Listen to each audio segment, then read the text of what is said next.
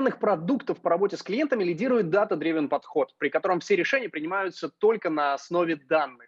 Но верен ли этот подход и не упускаем ли мы большой картины? Как принимать решения, когда ты не можешь заранее просчитать результат? Как выстроить общение с клиентом, используя данные и творчество? Об этом нам расскажут Елена Мельникова, директор центра МТС, Екатерина Михайлова, руководитель направления монетизации «Кошелек», Станислав Поликарпов, руководитель службы лояльности и целевых коммуникаций Яндекс.Маркет, Роман Синенко, генеральный директор программы лояльности ВТБ «Multibonus». Я вас приветствую. Хочу также передать слово генеральному директору технологического холдинга Station Дмитрию Ларину. Спасибо большое. Добрый день, коллеги. Спасибо, что присоединились на нашу сессию. Как уже было объявлено, сегодня мы обсудим тему, связанную с использованием данных. Как нам говорят со всех сцен, со всех статей, со всех стран, данные становятся все более важным для развития бизнеса и продукта. Data is really important for the product and for the design, but it is really important that we can build business using data. If we have data, it is really important, but we need to understand that it should be clear. We will discuss it today with representatives from different companies who manage this big data. We will talk with telecom operators, with retail representatives. So let's start. We will have our first question. First of all, I will ask our colleagues to present their companies and the way you work with data. What are the solutions that you have? What are the processes? And what are the changes that we can see based on this data? Роман Синенко, главы мультикарты ВТБ. And first of all, the head of VTB, please. Thank you. Multicard is a different product. Thank you, dear colleagues. Good afternoon. Thank you for inviting me to such session.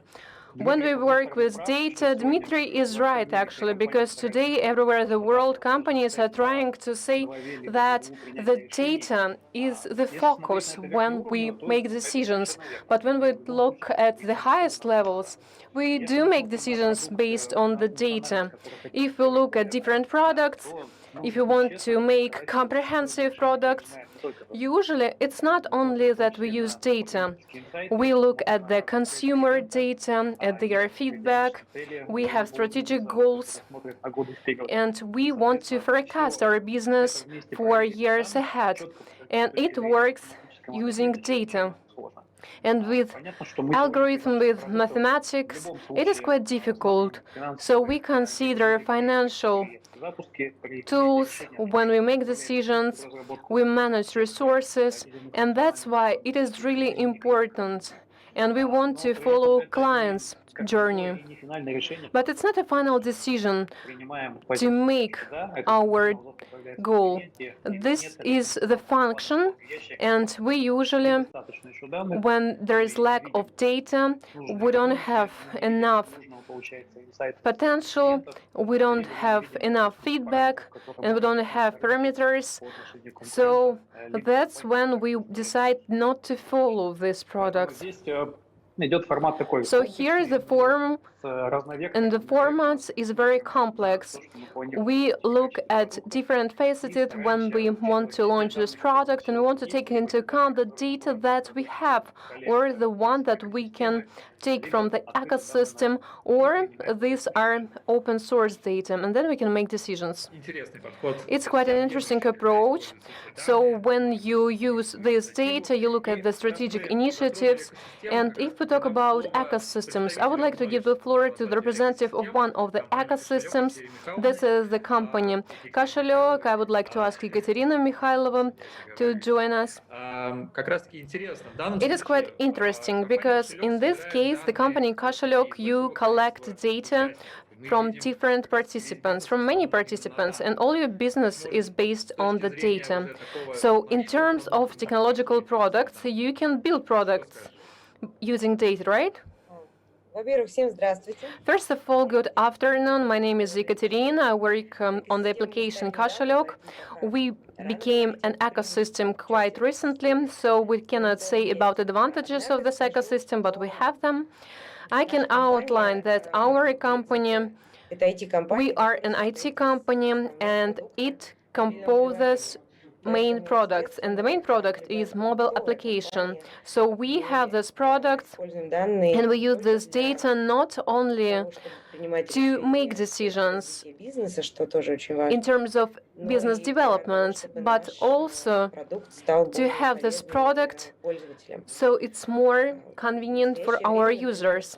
And now all the teams, if they want to change something, they look at the data, they look at the different parameters. We look at all the information that we have, the number of users, we look at the vertex. So I think that data-driven approach is very important in digital business. When you can calculate everything, you cannot just get rid of this opportunity. We have new products that my team is developing. We want to monetize our database. We want to find new sources of income. And here we also talk about these new sectors. We have ideas, we have hypotheses, we want to check them, but usually it's difficult to understand metrics and to forecast them in advance. But digital approach should be based on the data. I support this idea because we need to think about it. We need to have hypotheses. We are trying to find references. So first of all, I think that we need to analyze, to look for information. It doesn't take lots of time, especially when you are in this industry for a long time. You have your contacts, you have platforms where you can collect this information. So we can suggest, if it's not possible, then you just follow other information, but it's first of all, it's about data, and sometimes it is lack of the data. It happens, we have 20 millions of users, so we have lots of data, lots of different data.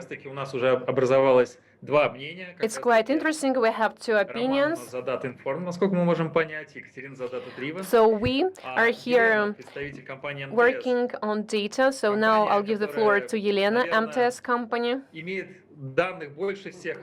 I think that this company has lots of data, where we are, who we communicate with, how we talk with people. You have one of the biggest teams working on big data. So, can you manage all the data using data-driven approach, or there is something unknown and you need to add data? Well, it's true. Telecom industry, it is traditionally the sector where we have lots of data. Our divisions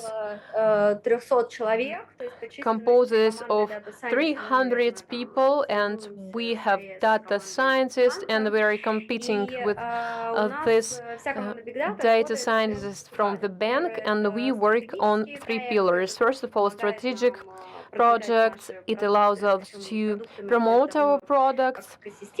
It is part of the ecosystem. It's not just telecom. We are actively developing financial sectors. We have our bank. We have online cinema. It will be launched in April this year, and we have other services, music, libraries. And the second direction, this is about infrastructure. We have these objectives, and the simplest is where to put these towers. And the third one is about commercial products. It's quite difficult to tell about this product. Well, it's great to have rich and to be healthy. When you have this data and you can use it, sure, it's better than when you don't have this data. But we understand clearly, when you want to work with this volume of data, it is a great responsibility. You have lots of expenses. You need different technologies because you want to secure this information. You need to process this information. It can be really the process which cannot be controlled, where you spend lots of money and you don't understand why you need this. So we want to have this product approach when we want to have separate objectives and we have separate teams, and they solve specific problems, and based on this, we can evaluate what is the effect, what is the advantages that we can have. And when we talk about these decisions, do you make decisions based on the data that you collect, or it's about managers when you need to get this data from somewhere else, and it's not about service and when you have this understanding and you have this feeling that you need this, right? Well, it's about the market maturity. So such market as telecom, it is measured with main players. We don't have lots of players, and we took at all the levels. All this information is available, it is published, and we don't have lots of zones and space to maneuver. So it's not about your intuition, it's more about analysis and mathematics. As I'm the head of the marketing department, this is about tech products, the product that we offer to the market. I do understand that for other segments, maybe it's not that segments that have so much data as retail, telecom, banks. Usually there are some issues when clients, they do not understand how to compete with competitors. When you have 20% growth, is it okay or not? If you have this decrease during the COVID-19 situation, is it good or is it bad? So it's quite difficult to make decisions when you are blind, when you have these reports and you don't understand this dynamic. So we are trying to create these products based on analytics, based on data that big players have, and it allows us to make data available not only for small businesses but also for medium businesses, and we help them to save money, to make advertising more efficient and marketing more conscious.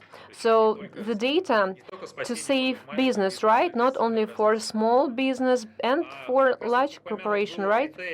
You mentioned retail, and what's more, we have representative from e-commerce, we have Stanislav from Yandex.Market. So can you please share how do you make decisions in the e-commerce? It's only about data.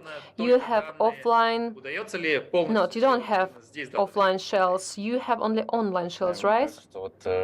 Well, it seems to me, well, first of all, hello, it seems to me that a great goal that we have for e-com industry is to solve our clients' problems. This is business. We need to evaluate retail volume. Well, before it was not possible to imagine that it would be transformed into online. And if you try to imagine this, then you should understand that there are so many processes based on data. And companies, they will face these issues. And here I would like to outline that when you want to initiate anything, when you want to make decisions on what to do, usually we use not really data, but we use insights. We do understand the way we solve specific issues that our consumers have or our partners have. And from this, we start analyzing our activities. And then you realize, and what is important? It is important to understand it intuitively. It's about empathy, empathy of people who work inside, internally. And it's about human capital, different processes, thinking processes. You need to understand where to start. And in this regard, I feel that we are more about that we need to try lots of different things. We need to experiment, to prototype something, to pilot, to ask our relatives, to ask them for advice. I feel that it is just a human approach, and here the data is just something that is added to all this aspects. This is what helps us to prioritize what we invent, to understand whether our direction of work is correct. And sometimes it's not that we understand it immediately. We can work, and then after a while, we can really realize that some of the data can impede our processes. It can talk about contrary processes. So it's important to talk about data to understand when to use it. Интересно посмотреть на самом деле на практическую сторону вопроса, как раз-таки на It is interesting to look at the practical aspects, some cases maybe that you can share. So Stas, what are the examples that you can talk about where this product approach is the best one when you want to solve some problems, and you don't have to listen to your colleagues, your neighbors, and vice versa. When this data, you cannot really rely on them, and you need to ask experts where to go. Well, maybe it's not the case from my practice, because I work with the companies, and I would like to share a general overview. Some of sectors are developing really fast. It is about delivery in 15 minutes, and I feel that we couldn't imagine it before, but it is possible today. And well, can you imagine how much does it cost, how costly it is to open such business? And when we can see the result, even during the COVID-19, we feel that so many companies invested in such delivery companies. We have lots of new startups abroad, but first of all, we saw that retail companies, they didn't think about it, or they thought that it would be unreal to do this, that we don't have such capacities, or we were not ready for it, etc. And I feel that this is a great example when we understand that it is something that will be developing in the future, and it is actually our nearest future. The very fast delivery near your house, and other examples.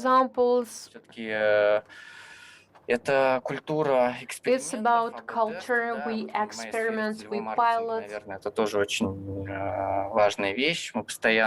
With target marketing, it is also very important. We test, we use different approaches, we pilot different hypotheses, and we look at the data, and then we upscale the best scenarios, how to communicate with our users, how to offer the products to them. So this is the simplest approach.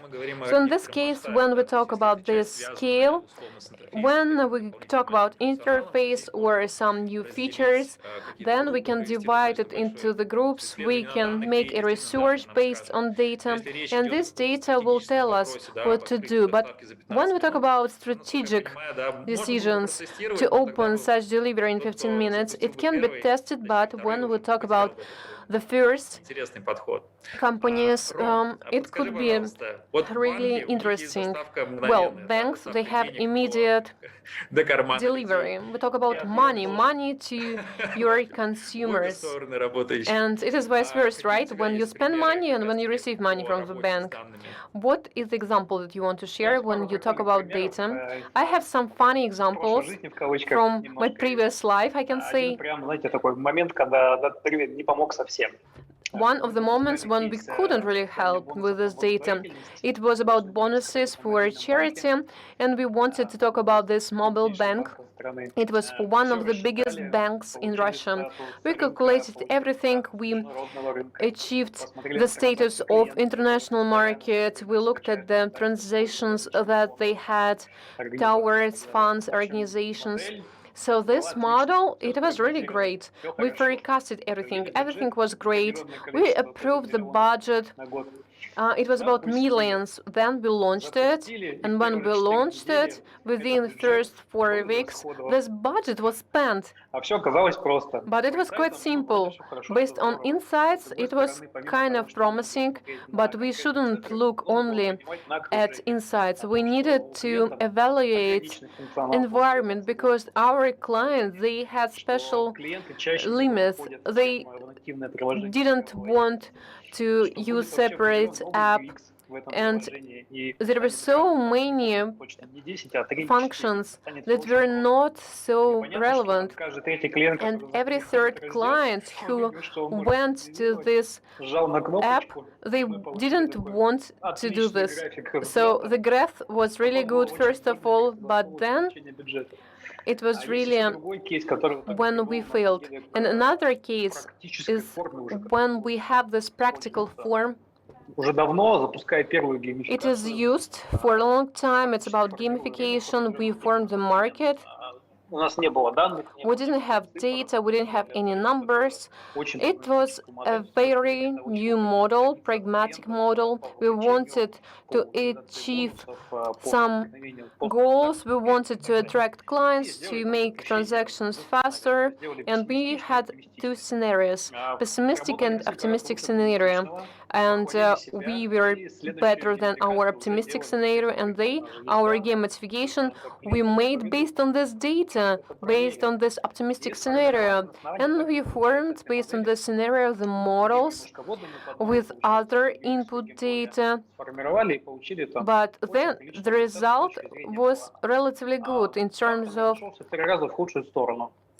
it was unsuccessful, 3 times less successful, and we made conclusions.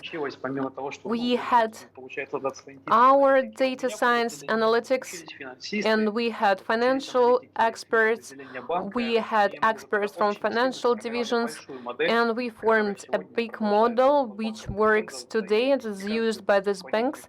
And this gamification is used, and the necessary results are achieved. So we needed that to enrich this data so we could be successful. We needed to take into account not only the one who used this game, but we wanted to analyze penetration, the sum of the check that we had, their behavior when they had these payments. It was quite difficult to get this data, but my colleagues from Global Bank, they could enrich this model and to make this model more viable. And at the end, we had this tool which works. Well, Stas was correct. So when we talk about these examples, we launched some functions based on 3 pillars.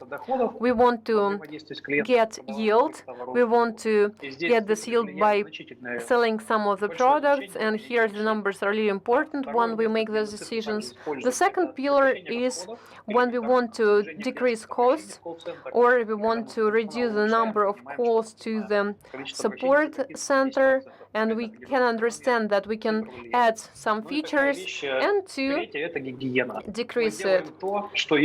We can do everything that other people have, but if we don't do this, then we'll be behind them. And here we can work with numbers. It's quite interesting because in this case there is a question. So we need to have enough data. And when I hear about these examples, at the end, when we talk about this data-driven approach, sometimes there is lack of data. So here the question is to Katya. Well, data-driven approach, is it something that you want to support? Did you have any cases when you needed to look at something else? Well, I can add that I was very happy to listen to Roman.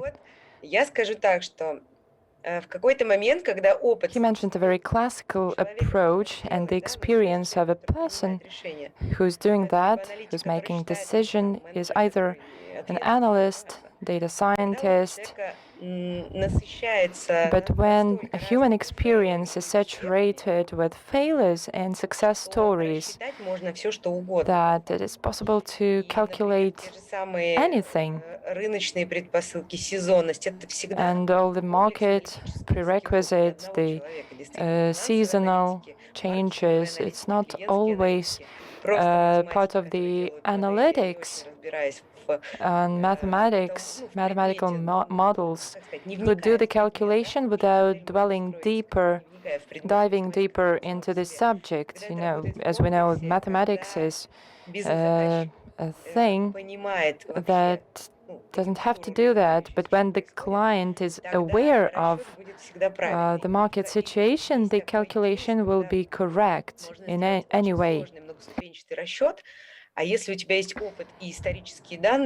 There are complex calculations, but if we have specific data processed and analyzed by a specialist, you know, we have an example of a model that would speed up hiring people into retail. Speed it up, assess the management, actually, not the employees, but management. They were assessed by their profile, their CVs, and ranking them by their efficiency. The software provided the results. I did a lot of calculation myself, and I proposed to do 1% from the turnover, and there was a person responsible for corporate finance. He was aware of multi-factor analysis, he was aware of the situation, all the parameters, all the components of the retail that would affect the situation, including capex and opex and turnover and everything. But we arrived at the same 1% error. We are experts and we have experience and expertise. Even with lack of specific data, we can do the calculations. If we are not experts, there is nothing to rely on, and we need to look for specific figures.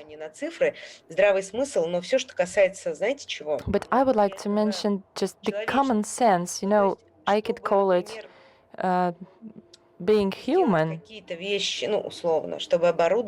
To do something, for example, to install a cash desk adapted for handicapped people, that's not rocket science. Doesn't matter how many handicapped people live in our area, in the community. It could be a handicapped person, a mother with a baby in a tram, or it can be a person who broke a leg. Well, it doesn't matter how many of them there are in the community, but still we need to equip this special cash desk. And that doesn't need to be calculated. No, it's just being human, it's just being friendly to all the people who live in the area. A brand has difficulty studying everything and forecasting everything. So my approach is to calculate. I believe that the experts are capable of calculating, and the more historic data we have, the easier it is to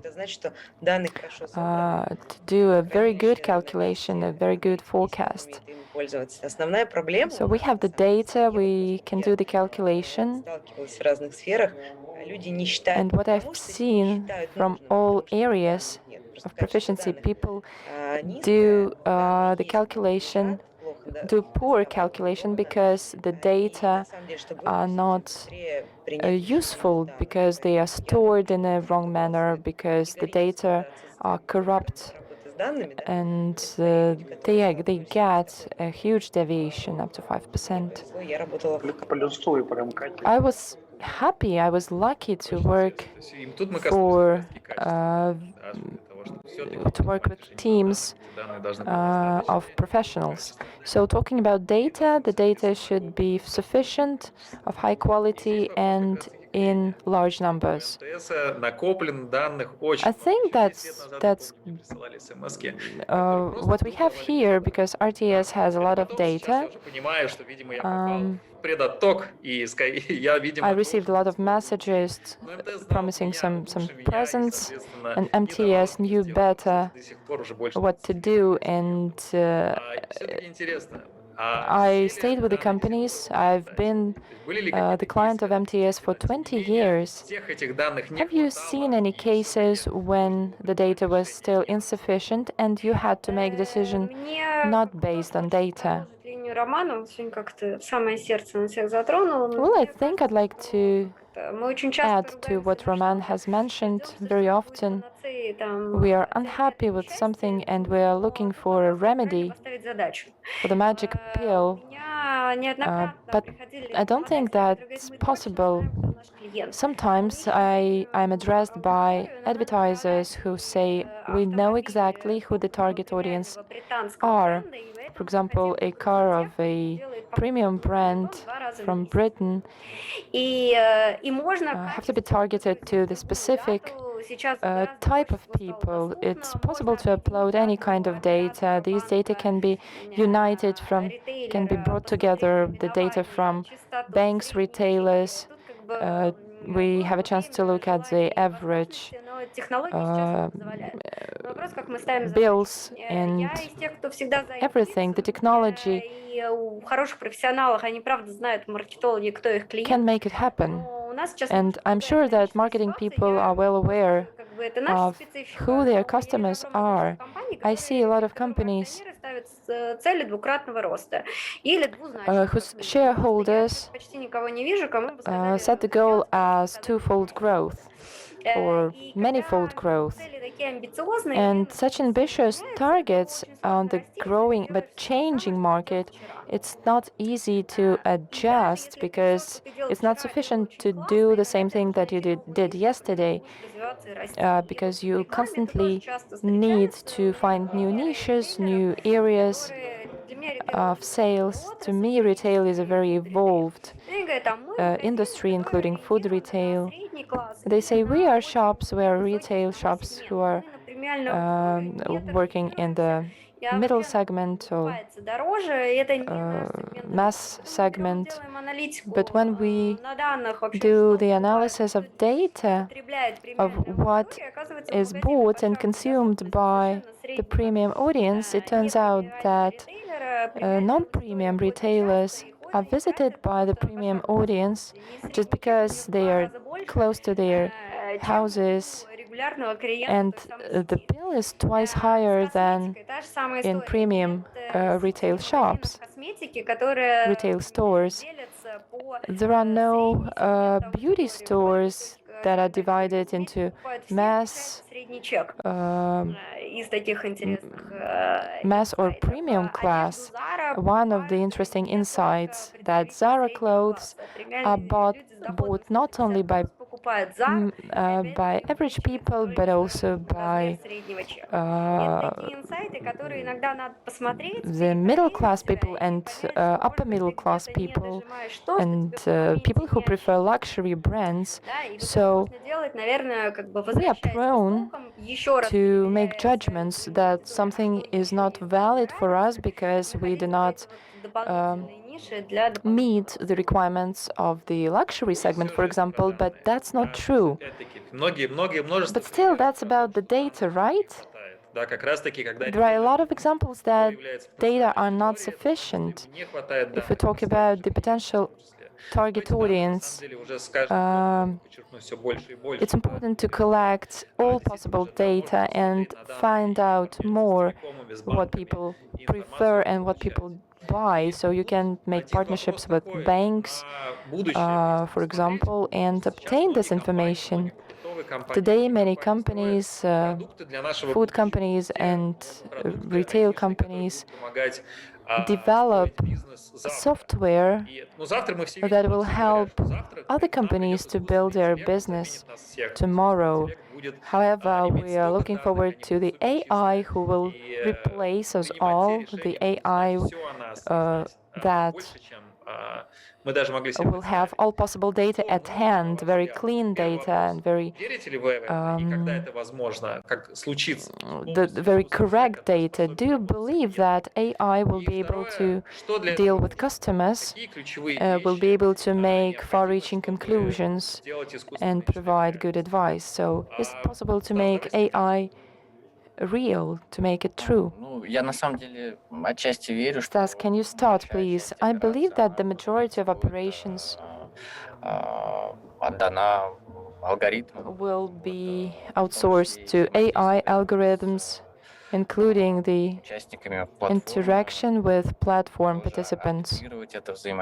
They will be controlling, managing that interaction, optimize that interaction, so we save time, save operations, delivery, for example.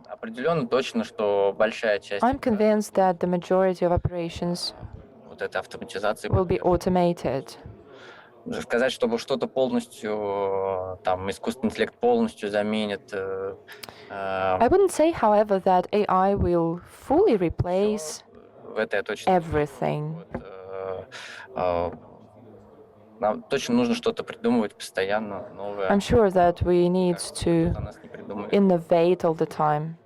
Innovate and perfect. Of course, the AI cannot invent new tasks because it has no data about such new tasks. So hopefully we will stay. It's hard to add anything. Partially AI is present all the time. If you switch on a function on the smartphone and talk to your spouse about buying something, in an hour you will get thousands of advertisements about the same thing. So the algorithms, based on the data, the rules that we set for the AI, of course, that will be more efficient. Of course, we know a series of rules when the amount of data is growing exponentially, and it will continue to grow exponentially, I believe. So the people who manage these data have to be aware, have to know how to use them. And within this synergy, I think we will be able to improve. But I don't believe that the AI will prevail.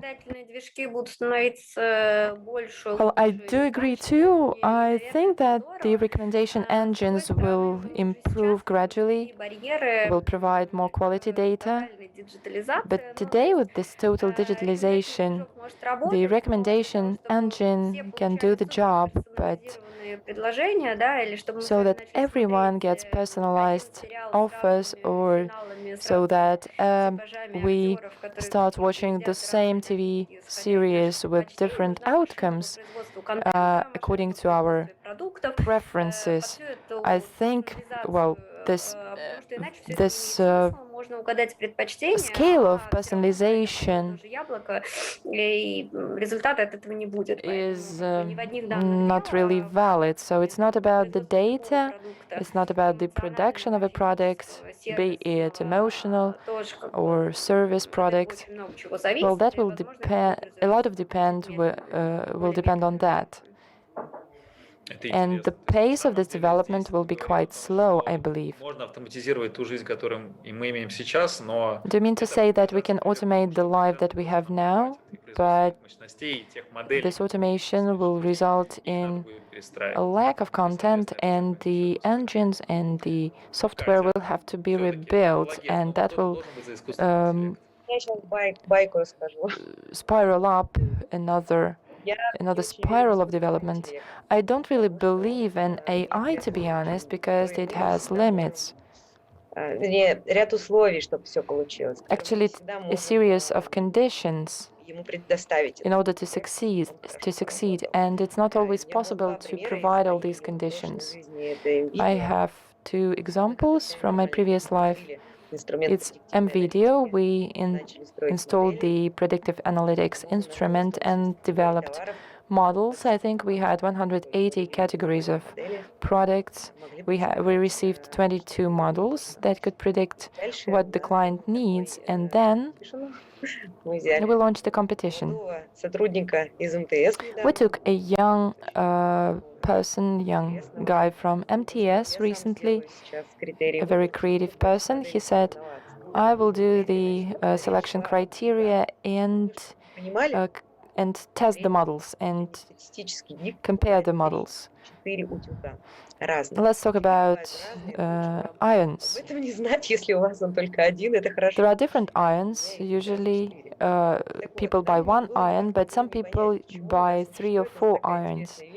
And we couldn't understand why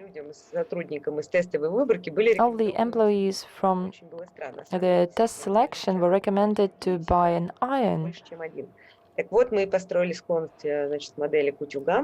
So we built a model of 4 ions and a model for a washing machine. That was 2 criteria for selection. Needless to say, the business criteria prevailed. They won. The people who bought a washing machine were thinking about an iron too. They didn't want to damage the clothes by an old iron. And of course, we all have recommendation algorithms for clients, what goods are most relevant for the customer, what goods are recommended. If we talk about the card holder, there are maybe 80 loyalty cards. They are sorted in terms of color. I know that some people prefer different algorithms, and we devised a recommendation algorithm that provides 6 most recommended cards, and there was a competition between the AI algorithm and the common sense algorithm. Just our product managers provided a common sense algorithm, and it won the competition. But of course, there are a lot of data where the person was shopping lately, what purchases they made, and so on. But most likely, the 6 cards that the client will use next time are more or less those that were predicted by people. Oh, thank you. That's a very interesting point. And I got that there is a lot of room for improvement. It's data-driven approaches, it's AI, it's data quality, and so on. The speakers of the discussion who were bright proponents of the data-driven approach confessed that we need people, that we need common sense, and we realized that AI cannot replace humans. It can take the burden of routine and monotonous work, releasing more time for creativity. Thank you so much for this discussion. I am sure that it was fruitful and interesting. Thank you so much, and see you next time.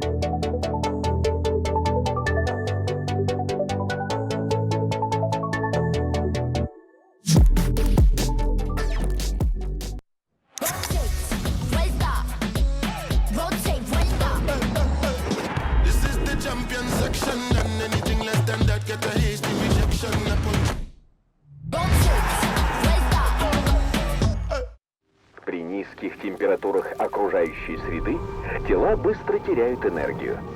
Но нахождение вблизи источника тепла позволяет телу получать тепловое излучение. Происходит самопроизвольное перераспределение тепла. Следовательно, когда источники тепла находятся вместе, их энергия побеждает холод. Лучшее создается вместе. Газпромбанк.